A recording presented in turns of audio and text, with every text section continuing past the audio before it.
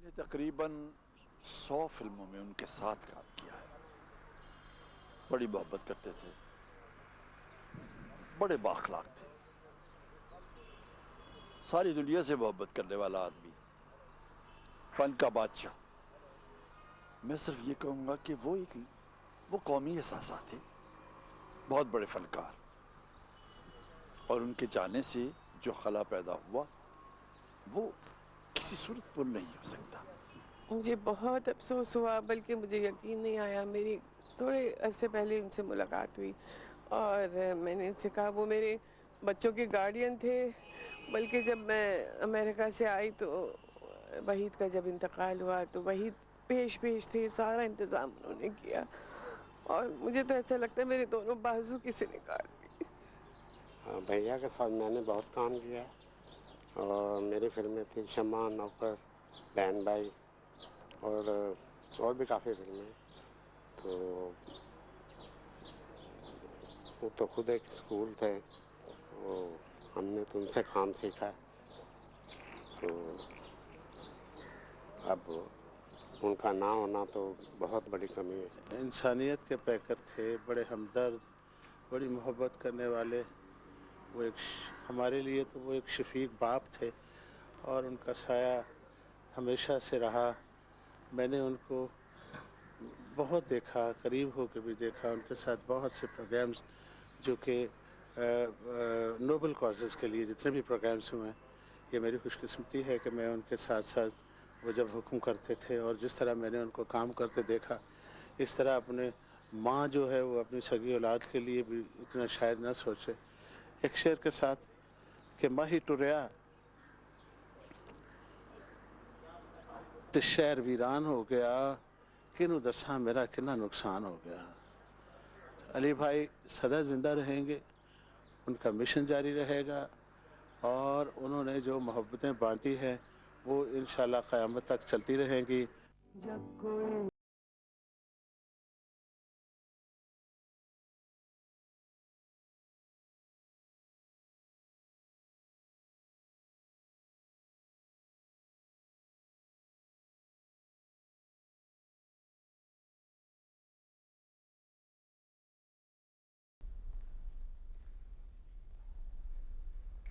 خواتین و حضرات, ہمیں یقین ہے کہ کل بے انتہا افسوس اور صدمے کے ساتھ آپ نے ایک ایسے شخص اور فنکار کی وفات کی خبر سنی جس کی ذات کی خوشبو اور باتوں کی مہک نے ہماری زندگیوں کو منور بھی کیا اور مہکا بھی دیا. محمد علی صاحب صرف دنیا فن اور جہان فلم کے ایک ستون نہیں تھے, بلکہ اپنی اعلیٰ خوبیوں کی وجہ سے اس معاشرے کے بھی ایک ممتاز فرد بن گئے تھے. پاکستان ٹیلی ویژن نے بغیر کسی تاخیر کے ان کے وفات کے فوراً بعد اس خصوصی نشریات کا اہتمام کیا ہے, تاکہ ان کی یاد کا زخم جو بھی تازہ ہے اس پہ کسی حد تک کچھ مرہم رکھا جا سکے.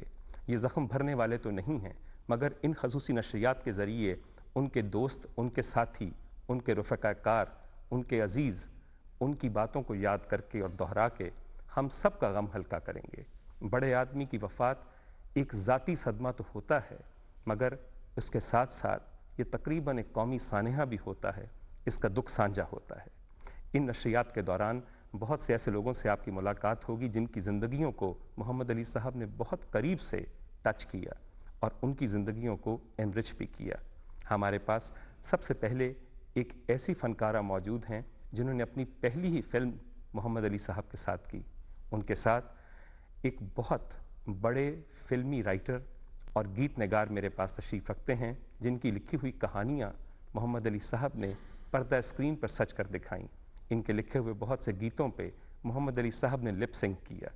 آئیں سب سے پہلے ملاقات کرتے ہیں میڈم نشو سے. میڈم, میں ابھی عرض کر رہا تھا کہ آپ وہ خوش قسمت یا شاید بہت ہی ایک طرح سے رسکی سچویشن میں گئیں جنہوں نے سب سے پہلی فلم ہی محمد علی صاحب جیسے بڑے فنکار کے سامنے اور ان کے مد مقابل کی. دریں چشک میری پہلی فلم, بلکہ میری زندگی کا پہلا شاٹ ہی ان کے ساتھ تھا, اور سیٹ پر ان کے روب, ان کے دبدبے کا یہ عالم تھا, ان کے جاہ و جلال کا, کہ شاٹ سے پہلے انہوں نے ایک دفعہ پوری فورس سے سائلنس بولا, اور it was my first experience کہ اتنے بڑے اسٹار جس کو میں اپنی کتابوں میں جس کی تصویریں رکھتی تھی اپنے اسکول ٹائم میں جن کی فین تھی، میں ان کے سامنے ایکٹنگ کر رہی ہوں. بڑا مشکل مرحلہ تھا میرے لیے، لیکن انہوں نے سائلنس فورس سے پورے کہا. تو ہاتھ میں ٹرے پکڑی ہوئی تھی شاٹ کے لیے، وہ ٹرے میرے سے گر گئی اور میں نے ایک دم کانپنا شروع کیا، شیورنگ شروع ہو گئی. میں نے کہا اب میں کیسے کام کروں گی.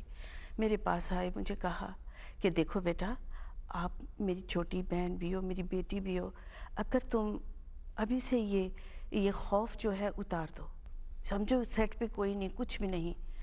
تو حوصلہ افزائی کی، مجھے میرا شاٹ، میرے ڈائلاگ بول کے سمجھائے، بتائے. ایک بچوں کی طرح انہوں نے مجھے گائیڈ کیا، فرینکنس پیدا کی اور کہا اس طرح کام کرو، ورنہ شاید وہ میری زندگی کا پہلا سین آخری سین ثابت ہوتا. میڈم، آج وہ روب تار آواز ہمیشہ کے لیے خاموش ہو گئی ہے. اتنے برس پہلے جب ان کے ساتھ آپ نے پہلا شاٹ کیا تھا، کبھی سوچا تھا کہ آج ہم اس طرح یوں بیٹھے ہوئے ان کے گزر جانے کے بعد ان کی یاد میں ان کی باتیں کریں گے؟ بالکل ایسا کبھی نہیں سوچا تھا، اور اب بھی اتنا بڑا سانحہ ہے کہ اس کا یقین نہیں آ رہا. ایک ناقابل یقین سی سچویشن ہے، وہ فیلنگ ہے. کل میں زیبا بھابھی کے پاس گئی، وہ بار بار یہی کہہ رہی تھی کہ میں نہیں مانتی، مجھے یقین نہیں آتا. یہ فیکٹ ہے کہ ایک ڈینائل سٹیج آتی ہے جب انسان اس سانحے، اس حادثے، اس ٹریجڈی کو ماننا ہی نہیں چاہتا، اس کا ذہن ایکسیپٹ ہی نہیں کرتا. تو بھابھی زیبا اس غم میں، اس خطرناک سچویشن میں، وہ اس غم سے نڈھال تھی، اس میں تھی. تو جتنا مجھے دکھ تھا، انہیں دکھ تھا، مجھے تو ظاہر ہے اس سے بہت کم ہوگا. مجھے یقین ہے کہ زیبا بیگم نے جس محبت اور شفقت سے اور جس اہتمام اور سلیقے سے اپنے میاں کا گھر، زندگی اور کریئر سنبھالا ہے، انہوں نے اپنے فرائض کی ادائیگی اتنی خوبی سے کی ہے کہ اب ان کے دل میں پچھتاوا کوئی نہیں ہوگا. تبھی تو زیادہ دکھ ہے، شاید اس لیے کہ جس سے انسان پیار کرتا ہے اس کے لیے روتا بھی بہت ہے، اور اس کی جدائی میں، اس کے دنیا سے چلے جانے میں اتنا ہی وہ دکھی اور غمگین ہوتا ہے. میں نے ان کے دکھ کو شیئر کیا. صبح سے کچھ نہیں کھایا پیا تھا انہوں نے، بہت رو رہی تھی، بہت پریشان تھی. تو میں نے فورس کر کے، تھوڑی سی زبردستی کر کے میں نے کہا بھابھی آپ یہ بسکٹ کھائیں گی میرے ہاتھ سے، ضرور کھائیں گی. نہیں، میں نے کچھ نہیں کھانا، مجھے کچھ سمجھ نہیں آئی. میں نے 1 کپ چائے، 2 بسکٹ انہیں کھلائے زبردستی. ان کا بی پی لو ہو رہا تھا، بہت بری حالت تھی.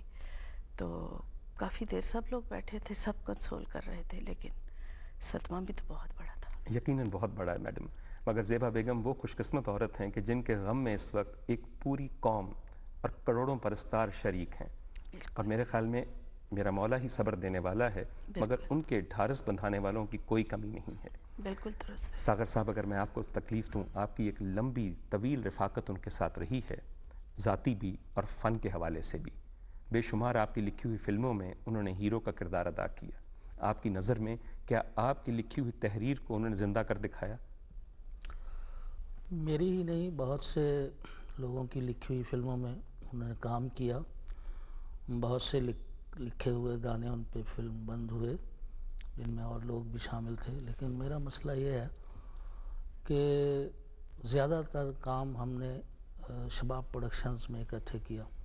تو شباب کیرانوی کا گھر اور دفتر اور محمد علی کا ڈرائنگ روم ایک ہی گھرانے کے 2 حصے معلوم ہوتے تھے، اور میری بھی ایسی صورتحال تھی. میں نے بھی زیادہ کام شباب صاحب کے لیے کیا، لیکن باہر بھی کیا.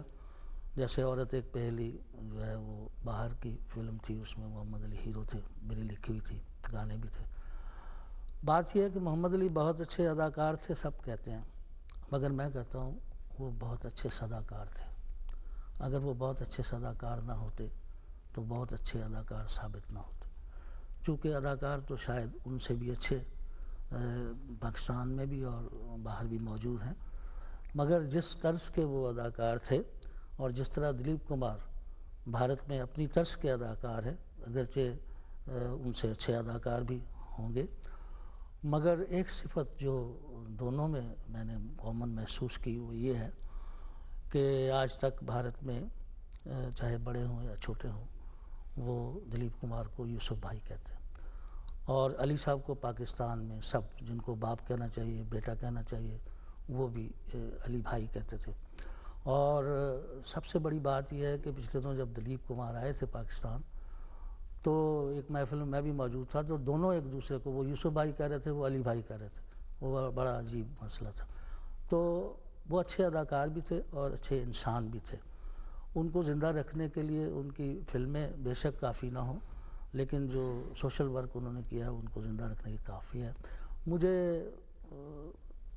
یہ بتاتے ہوئے بھی تھوڑا سا اعزاز محسوس ہو رہا ہے کہ نہ مجھے پتہ تھا نہ انہیں پتہ تھا، تو حیدرآباد جانے سے پہلے وہ ملتان میں گڑ منڈی میں ان کے والد امام مسجد تھے، اور میں اور وہ ایک ہی اسکول میں پڑھتے تھے، ملت ہائی اسکول ملتان میں، لیکن نہ مجھے پتہ تھا نہ انہیں پتہ تھا۔ پتہ یہ یوں لگا کہ آئینہ اور صورت میری ایک فلم تھی جس میں روہتک کی زبان تھی، ہم اس پہ کام کر رہے تھے، تو ہمارے استاد مسرت مرزا جو بعد میں کنٹرولر ایگزامینیشن ہو گئے تھے، وہ آئے اور انہوں نے میں نے ان کو گلے لگا لیا، تو محمد علی نے کہا کہ آپ ان کو کیسے جانتے ہیں؟ تو انہوں نے کہا well he was also one of the evil genius of my school, then I came to know کہ ہم ایک ہی اسکول میں پڑھتے تھے اگرچہ ہماری کلاسیں الگ تھیں۔ بہت دنوں سے جتنی بیماریوں نے انہیں گھیرا ہوا تھا، بہت دنوں سے ایک دھڑکا سا لگا ہوا تھا کہ وہ چلے جائیں گے، تو میرے لیے یہ صدمہ اچانک نہیں تھا۔ کچھ دن پہلے مجھے خیال آیا کہ میں جاؤں اور انہیں ملا ہوں، ہماری بہت دوستی رہی، دوست تو سب کے تھے، سب کو آغوش میں لیا ہوا تھا، تو ہم تو کافی نجی محفلوں میں بھی ساتھ رہے، لیکن پھر میں ڈر سا گیا۔ میں نے کہا کہ جس کو میں نے شیر کی طرح دھاڑتے ہوئے دیکھا ہے اس کو میں نڈھال دیکھ سکوں گا، بس یہ سوچ کر وہ ٹل گئی بات اور میں نہیں گیا ان کی بیماری کے دوران۔ ویسے پہلے جب وہ بیمار ہوئے ایک دو مرتبہ تو میں جاتا رہتا تھا۔ بات یہ ہے کہ محمد علی صاحب تو اب دوبارہ نہیں آئیں گے، لیکن وہ ایک پیغام چھوڑ گئے ہیں نئی نسل کے لیے کہ اچھا ایکٹر ہونا یا اچھا کھلاڑی ہونا یا نامور تاجر ہونا یا سیاستدان ہونا کچھ نہیں ہوتا۔ اصل چیز یہ ہے کہ آدمی اپنے پیچھے کتنی خوشگوار اور سچی یادیں چھوڑ کر جاتا ہے، تو محمد علی ایسی سچی یادیں سب کے لیے چھوڑ گئے ہیں، اور بڑی دیر تک وہ ہے کہ منہ پہ رکھ دامن گل روئیں گے مرغان چمن، ہر روش خاک اڑائے گی صبا تیرے بعد۔ اور میں تو کہتا ہوں کہ تنہا گئے کیوں اب رہو تنہا کوئی دن اور۔ بہت خوب، آپ کی بات سے میں بالکل متفق ہوں، اور یقیناً سب دیکھنے والے بھی متفق ہوں گے۔ انسان خواہ فنکار ہو، کھلاڑی ہو، سیاستدان ہو، کسی بھی شعبے سے سب سے بہتر بات یہ ہے کہ انسان بہتر بنے، اور اس معاملے میں محمد علی صاحب میں کسی قسم کی کوئی کمی نہیں تھی۔ میرے خیال میں آپ کی طرح ہزاروں اور ان کے ایسے رفیق ہیں جو اس بات کی یقیناً گواہی دیں گے کہ وہ شاید اتنے بڑے فنکار نہیں تھے جتنے بڑے انسان تھے، اور وہ بہت اچھے ہم سفر تھے۔ میں نے ان کے ساتھ فلم بندیوں کے سلسلے میں آؤٹ ڈور سفر کیا، پھر امریکہ تک سفر کیا، پاکستان ڈے پریڈ 86 میں، اس وقت طارق عزیز، محمد علی بھائی، زیبا بیگم بھابھی، اور رنگیلا اور بینجمن سسٹر اور ماناز، اور یہ جو تھا محمد علی شیکی اور ریشما، 26 آدمی تھے، تو وہ حیات ریجنسی میں ٹھہرے ہوئے تھے۔ تو ہر وقت جب میں ان کے پاس جاتا وہ مجھ ایک ایک کا نام لے کر پوچھتے تھے، یار کسی کو یہاں کوئی پرابلم تو نہیں ہے، اسپانسر نے کسی کو کچھ کوئی پرابلم ہو تو میرے سے لے جانا نا، مطلب تو صرف نام کے علی بھائی نہیں تھے، ان کا میرے خیال میں رویہ بھی بالکل بڑے بھائیوں جیسا اور نہایت برادرانہ تھا۔ بالکل میں نے آدھی زبان سے companion انہیں کہا کہ وہ میری بیٹی کی منگنی ہے، تو میں نے سوچا کہ پتہ نہیں وہ آئے نہ آئے، بٹ ہی کیم، اور سب سے پہلے آیا۔ میرے خیال میں آج نشریات میں ان کی بہت ساری خوبیاں جو شاید ہمارے ناظرین ان کے پرستاروں کو نہیں پتہ، وہ سامنے کھلتی رہیں گی۔ آپ کی گفتگو سے مجھے ایک چیز کا اندازہ ہوا جو ان کی ابتدائی زندگی کے متعلق شاید کچھ لوگوں کو نہ پتہ ہو، کہ محمد علی صاحب کی پیدائش روہتک کی ہے۔ ہاں جی، اور روہتک سے وہ سیٹل ہوئے آ کر مہاجر کی حیثیت سے ملتان میں حیدرآباد میں سیٹل ہوئے، لیکن ملتان میں چونکہ زیادہ تعداد ان کی تھی، ان کے رشتہ دار بھی تھے، تو جیسے بچپن میں آ جاتے ہیں لوگ، وہ یہاں آ گئے اور پھر ملت ہائی اسکول میں وہ داخل ہوئے. وہاں آلریڈی ہم بھی ملتان میں سیٹل ہوئے تھے. میں بٹھنڈا سے مائیگریٹ کیا تھا ریاض پٹیالہ سے, اور میرے والد میرے سامنے میری آنکھوں کے شہید کیا گیا تھا ان کو. میری بیوہ ماں ملتان میں تھی, تو مجھے اس اسکول سے وظیفہ ملتا تھا اور مجھے کتابیں مفت ملتی تھیں. اچھا, اسکول میں آپ کی کبھی ملاقات نہیں محمد علی صاحب سے؟ نہیں, یقیناً ہوئی. بعد میں جب انہوں نے ہیڈ ماسٹر صاحب نے کہا کہ تم اس کلاس میں تھے اور تم اس کلاس میں تھے, اور پھر ہم نے ایک دوسرے کو یاد کیا کہ ڈیکلیمیشن کانٹیسٹ میں وہ فلاں اچھا تو وہ تم تھے, انہوں نے کہا اچھا تو وہ تم تھے, اور پھر یہ ہماری ایک دراصل نہ تب وہ محمد علی تھے نہ تب آپ ریاض الرحمان ساغر, بلکہ میں ساغر بھی نہیں تھا, میں ریاض الرحمان تھا اس وقت. ساغر تو بعد میں میرے ایک انگریزی کے استاد تھے, انہوں نے جب مجھے سکھایا کچھ تو میں نے اپنا تخلص ساغر رکھ لیا. میڈم, آپ کی جس فلم کا ہم ذکر کر رہے ہیں بازی کا, جس میں آپ محمد علی صاحب کے ساتھ پہلی دفعہ آئی تھیں, جی جی, بہت سی اس کے ساتھ یادیں وابستہ ہیں. آپ نے اوپننگ شاٹ کا بتایا, اس کے بعد ایک لمبا عرصہ آپ نے مختلف فلموں میں بھی اور ویسے بھی سماجی زندگی میں محمد علی صاحب کے ساتھ گزارا. کوئی ایسا واقعہ جو آپ کو اب بھی یاد آتا ہے اور اس وقت خاص طور پہ ان کی یاد دلا رہا ہے؟ بس مجھے کبھی میں دیکھتی تھی سب لوگ مجھے کوئی میڈم کہتا ہے, کوئی محترمہ, کوئی اس طرح, تو جتنے جیسے چھوٹی بہن کو یا بیٹی کو نہیں, ابے تو کیا کر رہی ہے, تو یہاں کھڑی ہے, تو باز نہیں آئے گی دیکھ. وہ مجھے بڑا اچھا لگتا تھا کہ اس طرح بلائے. تو یہ چیز مجھے بہت فیل ہوتی ہے کہ ایسی بے تکلفی جو بہت اپنوں میں ہوتی ہے, وہ ان کا یہ انداز تھا بلانے کا. تو میں بھائی جان ایسی کوئی بات نہیں. تو بہت ساری ایسی باتیں تھیں. اچھا, کچھ فلموں میں انہوں نے میرے والد کا رول کیا, کچھ فلموں میں میرے بڑے بھائی کا رول کیا. جیسے ایک فلم تھی پروفیسر, اس میں میرا خیال ہے میرے والد کا رول کیا. اور اسی طرح نیک پروین میں انہوں نے شوہر کا رول کیا. تو بازی میں بھی وہ میرے ہیرو تھے.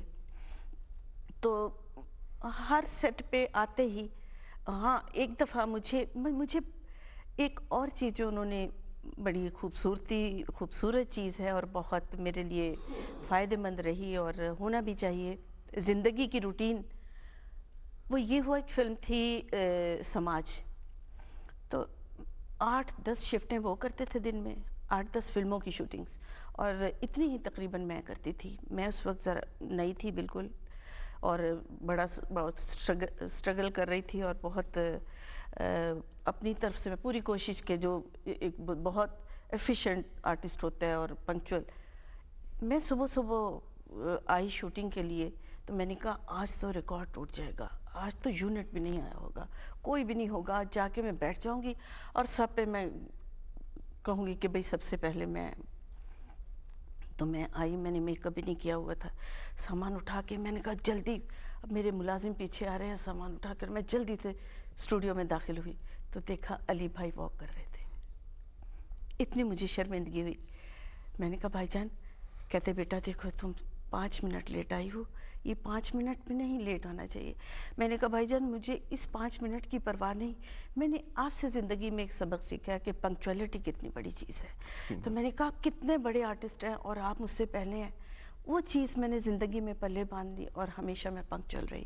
اور آج جیسے میں بالکل ان ٹائم آئی, بلکہ وقت سے پہلے آئی, تو یہ علی بھائی نے مجھے گائیڈ کیا. اس قدر خوشائند بات ہے کہ اچھے سیکھے ہوئے سبق آپ کو آج تک یاد ہیں. میڈم, ہمارے ساتھ ساغر صاحب بیٹھے ہیں, بہت بڑے گیت نگار ہیں. میرے خیال میں اگر اس وقت ہم محمد علی صاحب پہ پکچرائز کیا ہوا کوئی ایسا اچھا گیت سنیں جو ہم سب کے ذہن میں تازہ ہے, تو یقیناً سب کو بہت زیادہ لطف آئے گا. بالکل. تو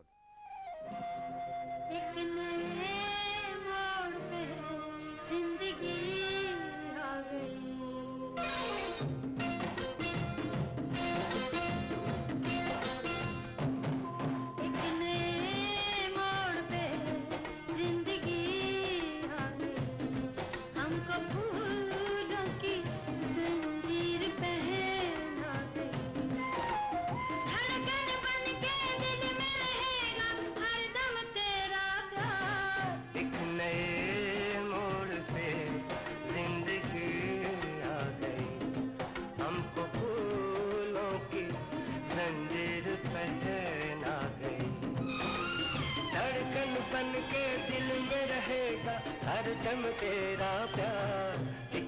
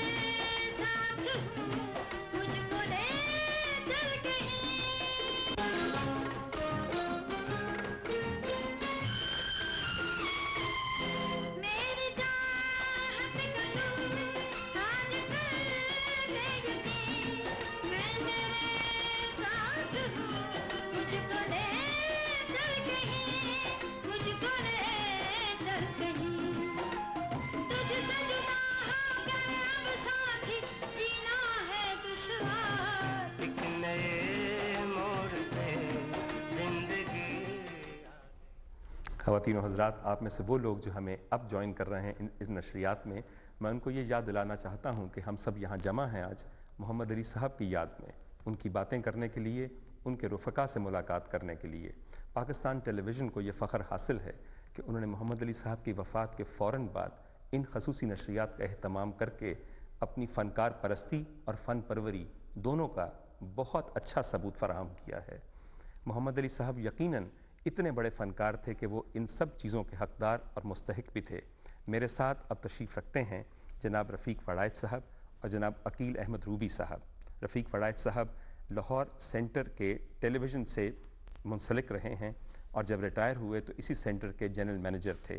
آج بہت دنوں بعد وہ خاص طور پہ اپنے ایک دوست کی یاد میں کچھ باتیں کرنے کے لیے ہمارے ساتھ دوبارہ اسی سینٹر پہ تشریف لائے ہیں۔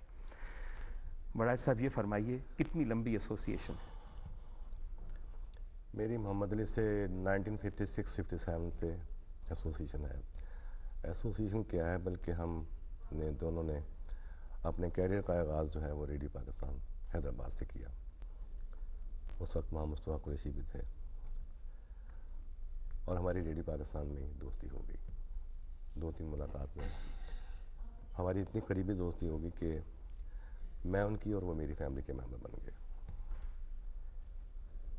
میری والدہ نے ان کو اپنا بیٹا بنا لیا اور اکثر یہ ہوتا تھا کہ وہ شام کو میرے ساتھ ہی گھر آتے تھے۔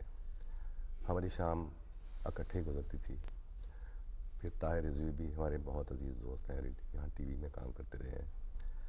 پھر ہمارا ایک کیا کہتے ہیں ٹولہ بن گیا، گروپ بن گیا، ہم ایک دوسرے کے بغیر رہ نہیں سکتے تھے۔